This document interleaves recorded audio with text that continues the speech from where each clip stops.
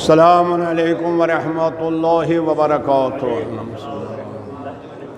فاتحہ۔ ولا قوة إلا بالله العلي العظيم۔ حسبنا الله ونعم الوكيل، نعم المولى ونعم النصير۔ أعوذ بالله السميع العليم من الشيطان اللعين الرجيم۔ بسم الله الرحمن الرحيم۔ الحمد لله الذي هدانا لهذا وما كنا لنهتدي لولا أن هدانا الله۔ لقد جاءت رسل ربنا بالحق، والصلاة والسلام على النبي الأمي المكي الهاشمي القرشي المدني السيد البهي والسراج المضيء، نقطة دائرة الوجود، صاحب المقام المحمود وصاحب الوقار وسكينة، المدفون بأرض مدينة، العبد المؤيد والمصطفى الأمجد ورسول المسدد أبي القاسم محمد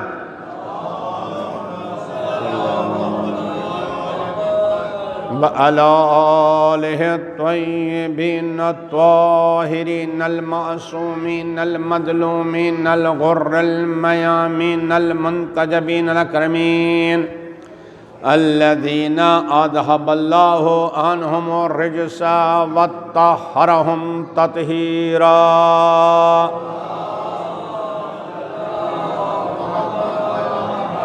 ولعنة الله على أعدائهم وقتلتهم وغاصبي حقوقهم ومنكري فضائلهم أجمعين من الآن إلى قيام يوم الدين۔ أما بعد، فقد قال سبحانه تبارك وتعالى في محكم كتاب المبين وفرقانه المتين، وهو أصدق الصادقين وقوله الحق۔ بسم الله الرحمن الرحيم۔ الذين تتوفاهم الملائكة طيبين يقولون سلام عليكم ادخلوا الجنة بما كنتم تعملون۔ صلوات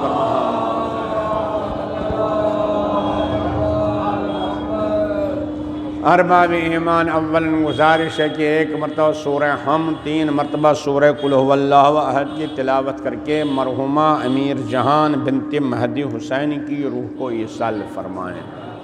محمد و آل محمد صلوات اللہ۔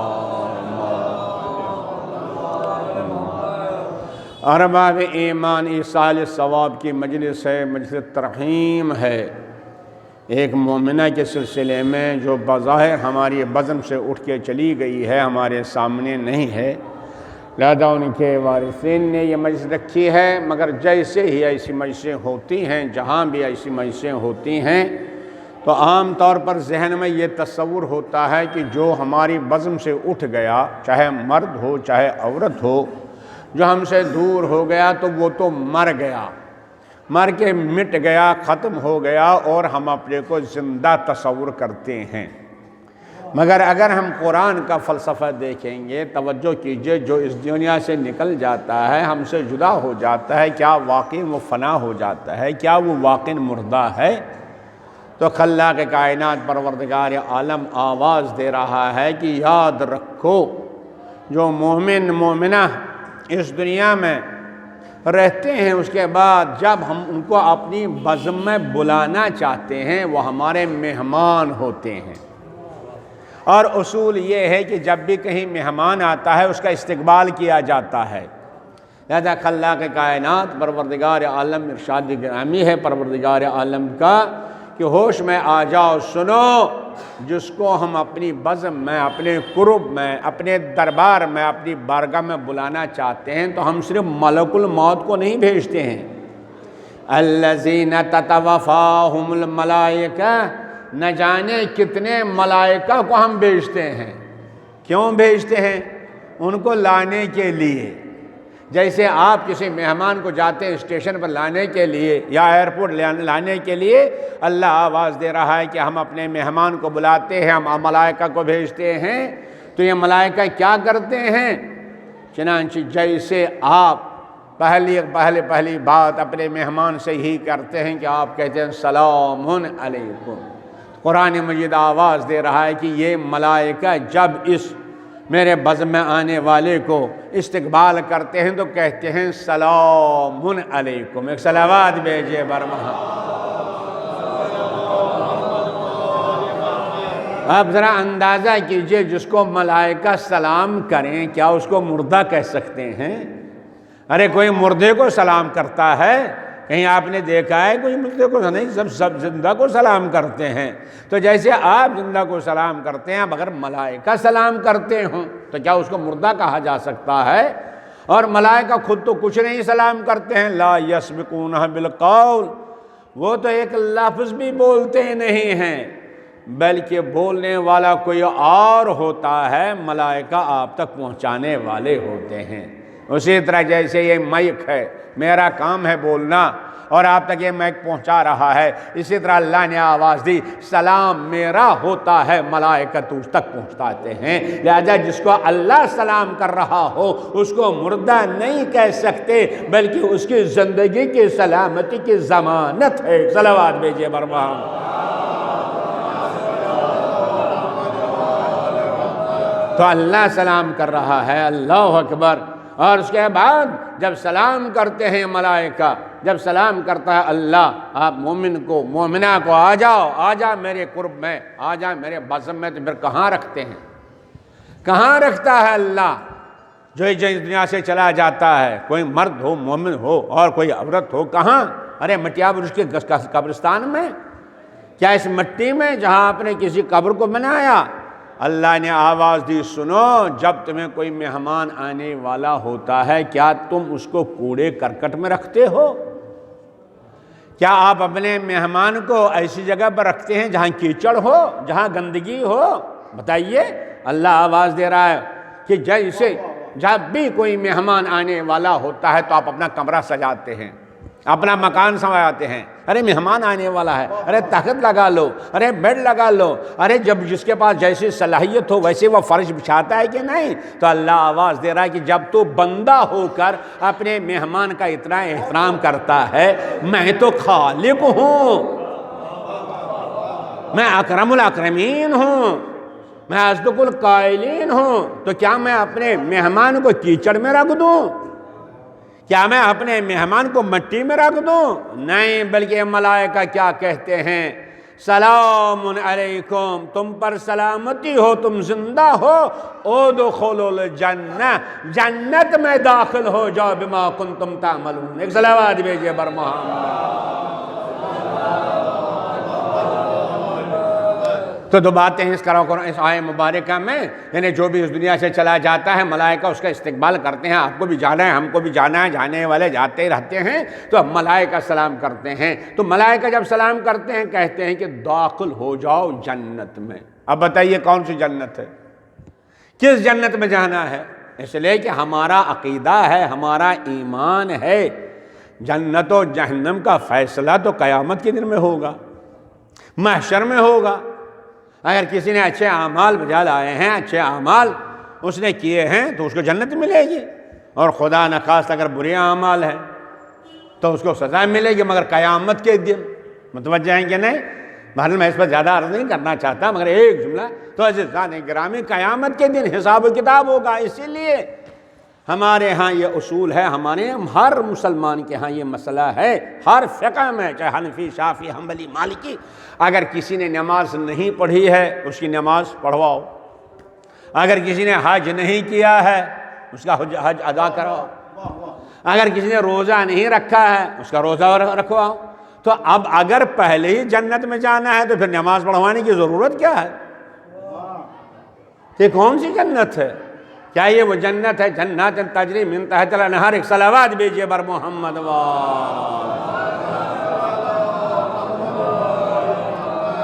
یہ کون سی جنت ہے عزیزان گرامی؟ مگر اللہ اکبر، یقین رکھیے اس جنت میں آنے کے لیے جس کو دعوت دی جاتی ہے سب کو نہیں، سب کو سلام نہیں کیا جاتا، بلکہ کچھ ایسے بھی لوگ ہیں جن کو ملائکہ آتے ہیں وہ نکلتے نہیں، ان کو جو کوڑے مارتے ہیں، ان کو تھپڑ مارتے ہیں، پشتوں پر یضربون علی وجوہہم، ان کے چہروں پر مارتے ہیں، وہ ایسے نکلتے نہیں، سلام کیسا؟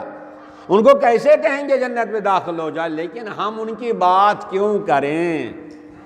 میں توجہ فرمائیں، ارے میرا اصول ہے، میرا قاعدہ ہے، جب تک کسی کے مکان کے گرنے کا ذکر کرو تب تک اپنے مکان میں ایک اور منزل اوپر بنا دو۔ ایک صلوات بھیجئے بر محمد و آل محمد۔ ارے کسی کے بہرحال دنیا کا دستور یہ تو ان کی بات چھوڑیے، ان کا اپنا سوچئے، ہم کو سلام لینا ہے، ہم کو جنت میں داخل ہونا ہے، مگر یہ کون سا جنت ہے؟ ایک صلوات بھیجئے بر محمد و آل محمد۔ یہ کون سی جنت ہے کہ سلام کیا جاتا ہے؟ اسی لیے سرکار ختم مرتبت نے فرمایا من موت علی حب آل محمد، جو اہل بیت کی محبت پر اس دنیا سے اڑ جاتا ہے، فتح اللہ له بابان فی قبرہ الجنہ، اللہ اس کے لیے قبر میں 2 دروازے جنت کی طرف کھولتا ہے، 2 دروازے کھلتے ہیں جنت کی طرف۔ ارے 2 کیوں، 3 کیوں نہیں کھلتے؟ 4 کیوں نہیں کھلتے؟ 1 کیوں نہیں کھلتا؟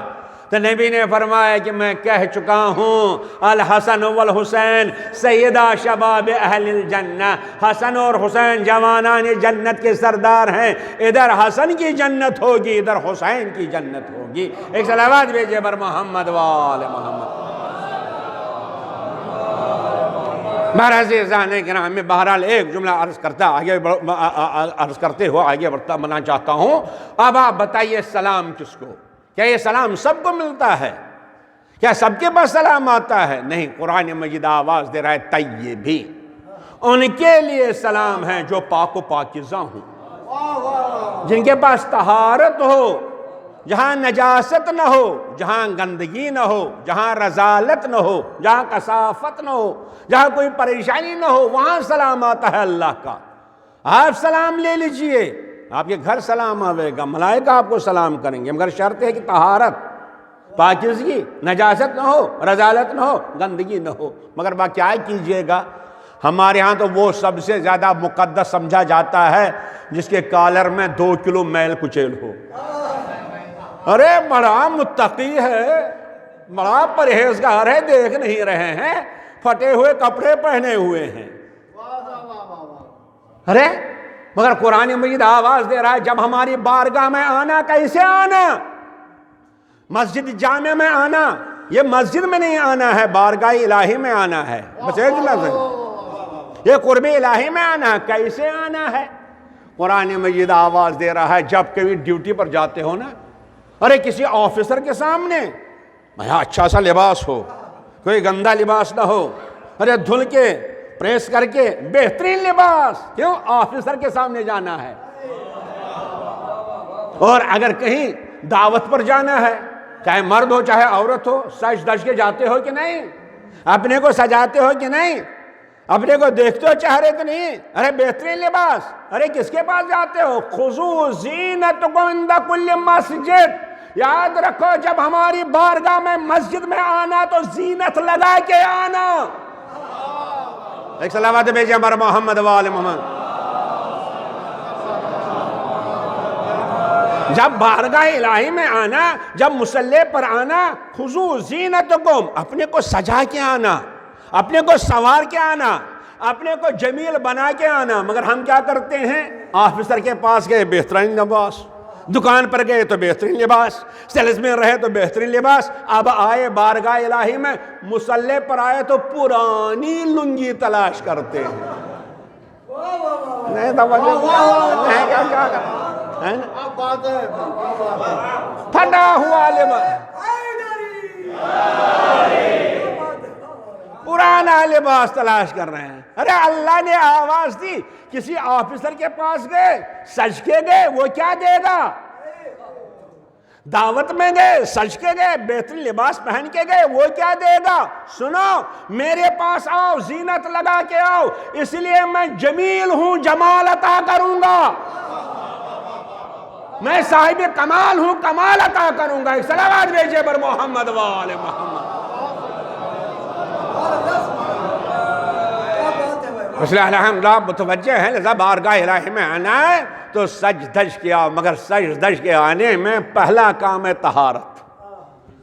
پہلا کام طہارت، پاک و پاکیزہ۔ میرے پروردگار سلام اس کو ملے گا جس کے پاس طہارت ہوگی، جس کے پاس نجاست نہیں ہوگی، کثافت نہیں ہوگی، گندگی نہیں ہوگی، تو کہاں پاک ہوگا؟ کَأَنزَلْنَا مِنَ السَّمَاءِ مَاءً طَهُورًا، ہم نے آسمان سے پانی نازل کیا تاکہ تم طہارت حاصل کر سکو۔ تو پانی اس لیے آیا نا۔ اب ماشاءاللہ چہرہ دھونا ہے کہے سے؟ پانی سے۔ ہاتھ دھونا ہے پانی سے۔ بدن دھونا ہے پانی سے۔ غسل کرنا ہے پانی سے۔ پاک ہوتے ہیں کہ نہیں؟ پانی پاک کرتا ہے کہ نہیں؟ مگر میرے پروردگار، میرے پاس روح بھی تو ہے۔ ارے روح بھی ہے۔ اگر بدن نجس ہو جاتا ہے تو کیا روح نجس نہیں ہوتی؟ کیا بات ہے؟ نہیں توجہ فرمائیں۔ اگر بدن نجس ہو جاتا ہے، رذالت کثافت آتی ہے، تو روح میں بھی گندگی ہے۔ اب آپ دیکھیے، اگر آپ کا ہاتھ نجس ہوا، آپ نے پانی میں اس کو ڈبو دیا، پاک ہو گئے، لیکن اگر روح کسی کی نجس ہو گئی، کون سی نجاست؟ کفر نجاست ہے کہ نہیں؟ ذرا کافر کو 100 مرتبہ ڈبو دیجئے، پاک ہوگا؟ ارے منافق کو ڈبو دیجئے، پاک ہوگا؟ ارے حسد کرنے والے کو ڈبو دیجئے، ارے غیبت کرنے والے کو ڈبو دیجئے، ارے غیبت کرنے والے کو، ارے جھوٹ بولنے والے کو، یہ سب نجاستیں ہیں۔ میں کیا عرض کروں؟ یہ روحانی نجاستیں، کتنی گندگیاں ہیں، لیکن پانی سے پاک نہیں ہوگا جھوٹ، پانی سے پاک نہیں ہوگا حسد۔ میرے پروردگار، میری روح کہاں پاک ہوگی؟ اس لیے تو نے کہا ہے سلام ان کو ملے گا جو پاک و پاکیزہ ہوں۔ آواز دی گھبراؤ نہیں، اگر بدن کے پاک کرنے کا انتظام کیا، میں نے پانی نازل کر دیا۔ تمہاری روح کو پاک کرنے کے لیے میں نے دریا کو جاری کیا۔ انما یرید اللہ لیذھب عنکم الرجس اہل البیت ویطہرکم تطہیرا۔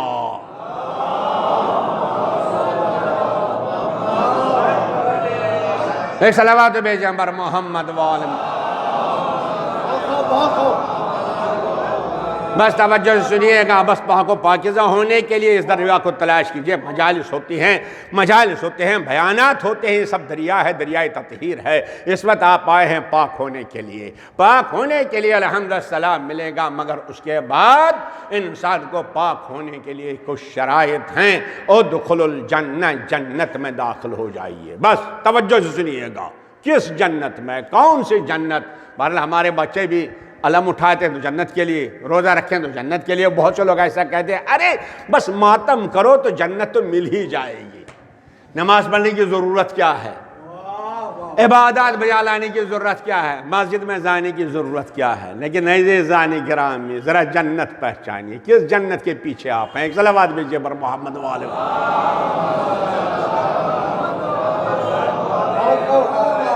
تو عزیزان گرامی، یہی راز تھا کہ جب دربار امام صادق علیہ السلام تھا،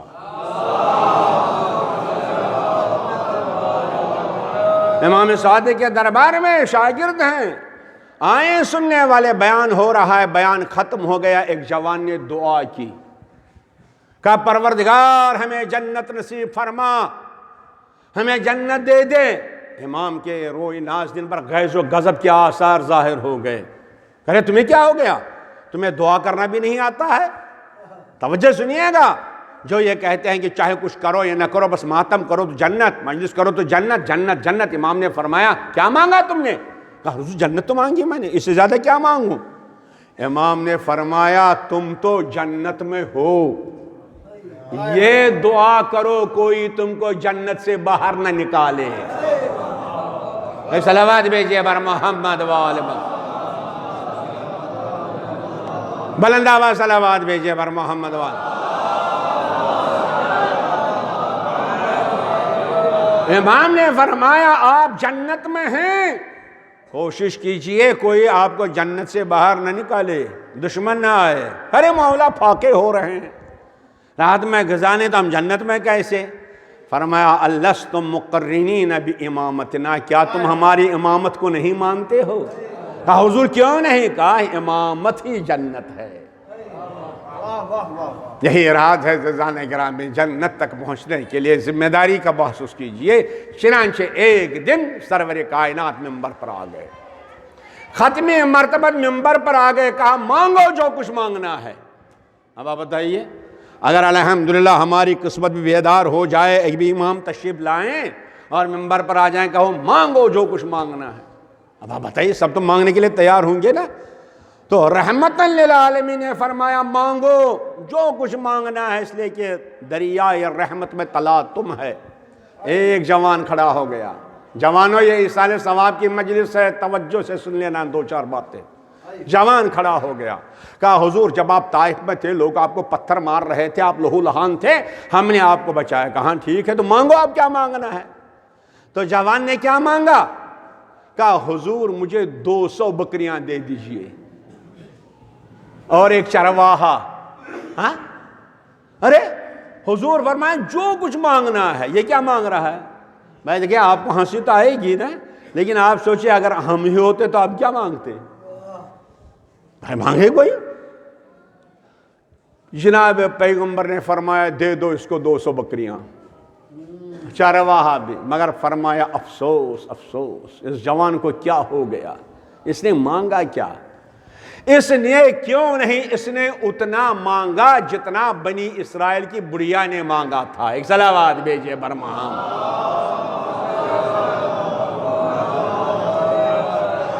حضور نے فرمایا اس نے قیمت کیا لگائی اپنی؟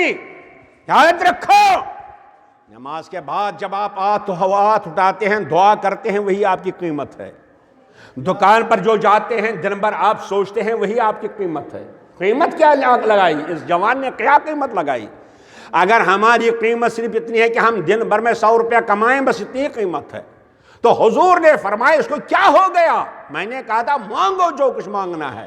دریائے رحمت، کاش اس نے کیوں نہیں اتنی قیمت لگائی اپنے کو جتنی قیمت اس بڑھیا نے لگائی تھی۔ لوگ حضور یعنی اس بڑھیا نے کیا قیمت لگائی تھی؟ سنیے، کہا کہ بنی اسرائیل کی بڑھیا نے قیمت اس وقت لگائی جب جناب موسیٰ کو حکم ہوا مصر سے نکل جاؤ، چلیے مصر چھوڑ دیجئے۔ تو جناب موسیٰ علیہ نبینا علیہ السلام تیار ہو گئے مصر چھوڑنے کے لیے۔ جیسے ہی مصر سے نکلنے لگے جناب موسیٰ فوراً وہی آ گئی۔ کہا موسیٰ اکیلے نہیں، اپنے دادا حضرت یوسف کا تابوت اپنے ساتھ لے کے جا۔ اب تابوت یوسف تلاش کرنا ہے، حضرت یوسف کا تابوت اپنے ساتھ لے جا، اکیلے مت نکلنا۔ جناب موسیٰ نے کہا ٹھیک ہے میں نکل سکتا ہوں، لیکن تابوت ہیں کہاں؟ سوچئے کیا جناب موسیٰ علم نبوت کے ذریعے محسوس نہیں کر سکتے تھے؟ علم نبوت کے ذریعے کیا معلوم نہیں کر سکتے تھے؟ کیا اللہ وہی نہیں کر سکتا تھا؟ تو اللہ نے آواز دی نہیں معلوم ہے، معلوم کرو۔ کس کو معلوم ہے؟ چنانچہ جب جناب موسیٰ نے اعلان کیا کس کو معلوم ہے میرے دادا کا تابوت کہاں ہے، یوسف کا تابوت کہاں ہے؟ کہا ایک بڑھیا کو معلوم ہے۔ کہا بلا بڑھیا کو۔ بڑھیا آ گئی۔ اب بتائیے جیسے بڑھیا کا آ گئی، کہا موسیٰ فرمائیے آپ نے مجھے بلایا؟ کہا ہاں۔ کہا یہ بتاؤ میرے دادا کا تابوت حضرت یوسف کا تابوت آپ کو معلوم ہے کہاں ہے؟ کہاں مجھے معلوم ہے۔ کہا دلینی، بتا مجھے کہاں۔ کہا موسیٰ مفت کیسے بتا دوں گی، پہلے قیمت تو دے دو۔ اس لیے بتانا قیمت مانگتا ہے۔ تو جناب موسیٰ کہا ٹھیک ہے قیمت دوں گا، آپ کیا مانگے گی؟ 10,000 مانگے گی؟ 20,000 مانگے گی؟ بتائیے سچ بتائیے اگر ہم ہی ہوتے تو ہم کیا قیمت مانگتے؟ تو جناب موسیٰ نے کہا مانگو قیمت۔ کہا جناب آپ تو پیغمبر ہیں، آپ ہی بتائیے کیا دیجئے گا؟ پیغمبر ہیں، اولو العزم ہے۔ کہا بڑھیا بتاؤ میرے دادا کا تابوت کہاں ہے، میں تم کو جنت دوں گا۔ ایک صلوات بھیجئے بر محمد۔ میں جوانوں سے گزارش ہے بلند آواز صلوات بھیجئے بر محمد۔ سنیے، خاص طور جوان متوجہ رہیں۔ کہا کیا کہا؟ کہا جنت دوں گا، جنت۔ تم بتاؤ میرے دادا کا تابوت کہاں ہے؟ بڑھیا نے کہا موسیٰ میں اتنے کم قیمت پر نہیں بیچوں گی۔ ارے جنت سے کوئی بڑھ کے کوئی قیمت ہے؟ تو جنت مل رہی ہے۔ یا ان کے لیے جو کہتے ہیں کہ علم اٹھاؤ جنت ملے گی، ماتم کرو جنت ملے گی، نوحہ پڑھو جنت ملے گی، مرثیہ پڑھو جنت ملے گی۔ بتائیے بڑھیا کو کرنا کیا ہے؟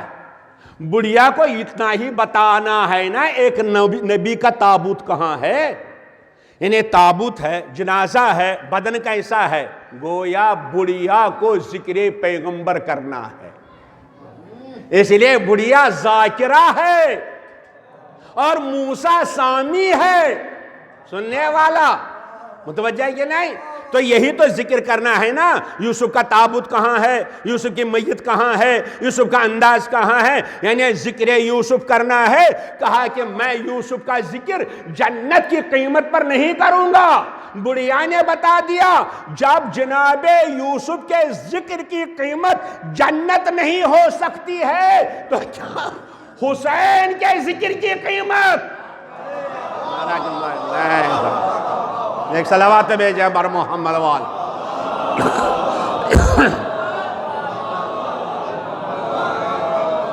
آپ نے اندازہ کیا، آپ جانتے ہیں نا ماشاءاللہ، جب خلاق کائنات پروردگار عالم نے نور پیغمبر صلی اللہ علیہ وآلہ وسلم کو دریائے جلال میں غوطہ دیا، اور جب جیسے ہی ہمارے پیغمبر نے سر مبارک اٹھایا، ایک ایک قطرہ پسینے کا گرتا گیا، ایک ایک نبی بنتا گیا۔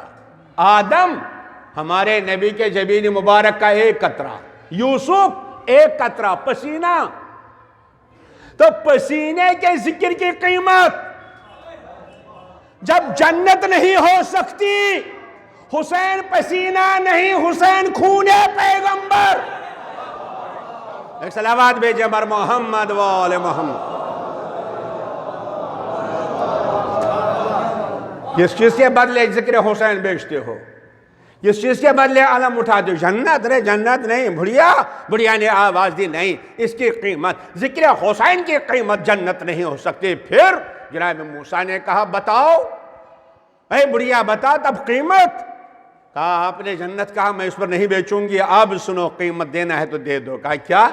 کہا پہلی قیمت یہ ہے کہ میں بوڑھی ہو چکی ہوں، مجھے جوانی مل جائے۔ تو اس کا مطلب یہ ہے کہ اگر یوسف کے ذکر کی قیمت جوانی ہے تو حسین کا ذکر زیادہ جوان بنانا چاہیے۔ اب یہاں مراد وہ جوان نہیں ہے کہ 30 برس 40 برس کا نہیں، یہاں قرآنی جوان مراد ہے۔ جوان کون ہے؟ جوان کون ہے؟ حسین یہ جوانی دیتے ہیں، کیونکہ بڑھیا نے بتا دیا ذکر یوسف کی قیمت جوانی ہے، جوان ہونا چاہیے۔ جوان پہچانو اپنے کو جوان۔ ہماری نظر میں کون جوان ہے؟ ہماری نظر میں وہی تو جوان ہے نا جو اٹھتا ہو، جب ادھر جائے ادھر جائے، 30 برس کا 40 برس کا یا 35 برس کا، یہ تو جوان ہے۔ لیس فتى الفتیان من راح واقتدى لشرب صبوح او لشرب غبوق۔ جوانوں کا جوان وہ نہیں ہے جو صبح کو گھر سے نکلے سیر سپاٹے کے لیے، چلو اس دریا پر، چلو اس بازار میں، چلو اس جائے ادھر جائے، سیر سپاٹے کے لیے جو گھر سے نکلے وہ جوان نہیں۔ بازاروں میں گھومنے کے لیے جو نکلے وہ جوان نہیں۔ پھر جوان کون ہے؟ مگر نکلنا ضروری ہے۔ وَلَكِنَّ فَتَى الْفِتْيَانِ مَنْ رَاحَ وَاقْتَدَى لِزُرِّ عَدْوٍ أَوْ لِنَفْعِ الصِّدِيقِ۔ جوان وہ ہے جو گھر سے نکلے، بازار جائے، پارک میں جائے، کالج میں جائے، کسی بھی جگہ جائے، مگر مقصد یہ ہو دشمن کو نقصان پہنچانا، دوست کو فائدہ پہنچانا۔ ایک صلوات بھیجے ہمارے محمد وآل محمد۔ وہ جوان ہے جو تجارت کرے، کاہے کے لیے تجارت کرے؟ دشمن کو نقصان، دوست کو فائدہ۔ بازار جائے، دشمن کو نقصان، دوست کو فائدہ۔ کون دشمن؟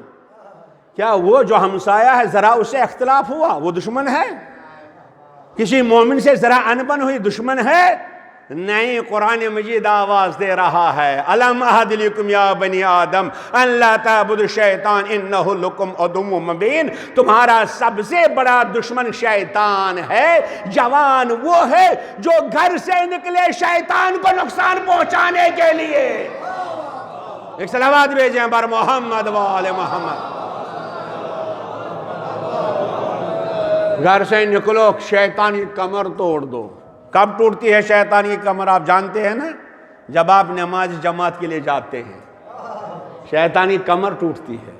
نکلو گھر سے، شیطان کو نقصان پہنچاؤ، ارے دوست کو نہیں، اپنے کسی مومن کو نہیں۔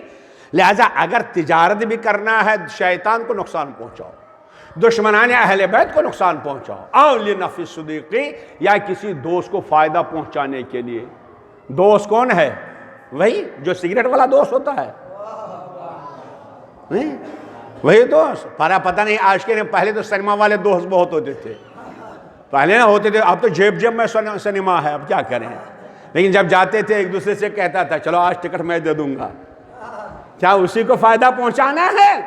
نہیں، بہترین دوست کون ہے؟ قل لا اسألکم علیہ اجرا الا المودۃ فی القربی۔ گھر سے نکلنا تو اہل بیت کو فائدہ پہنچانے کے لیے نکلنا ہے۔ ایک صلوات بھیجئے بر محمد وال۔ تو عزیزان اکرامی، بہرحال ایک الگ موضوع ہے جوانی کا، میں زیادہ عرض نہیں کروں گا۔ بڑھیا نے کہا پہلی قیمت جوانی، دوسری قیمت کہا دوسری قیمت یہ ہے کہ جب میں زندہ رہوں گی کسی کی محتاج نہیں رہوں گی۔ کہا اور کچھ؟ کہا تیسری قیمت سب سے قیمتی ہے، میں بتا دوں گی، ذکر یوسف کروں گی، مگر تیسری قیمت کا کیا؟ کہا میں جنت میں اسی درجے میں رہنا چاہتی ہوں جس میں آپ ہیں، یعنی جنت نہیں مانگتی ہوں، آپ کا ساتھ مانگتی ہوں۔ متوجہ ہیں کہ نہیں؟ تو ذکر یوسف کی قیمت پیغمبر کے ساتھ رہنا، نہیں توجہ فرمائی؟ ذکر پیغمبر کی قیمت پیغمبر کے ساتھ رہنا۔ آپ بتائیے ذکر حسین کی قیمت؟ ایک صلوات بھیجیں بر محمد وال۔ ذکر حسین کی قیمت حسین کے ساتھ رہنا، یہی راز ہے جب آپ ترانے عرش پر پڑھتے ہیں۔ آپ نے ترانے عرش پڑھا ہے؟ میرے جماعت متوجہ ہیں؟ دیکھیے بہت سے ہر ملک کا اپنا اپنا ترانہ ہوتا ہے، لیکن عرش کا بھی ترانہ ہے۔ عرش کا ترانہ کیا ہے؟ زیارت عاشورہ۔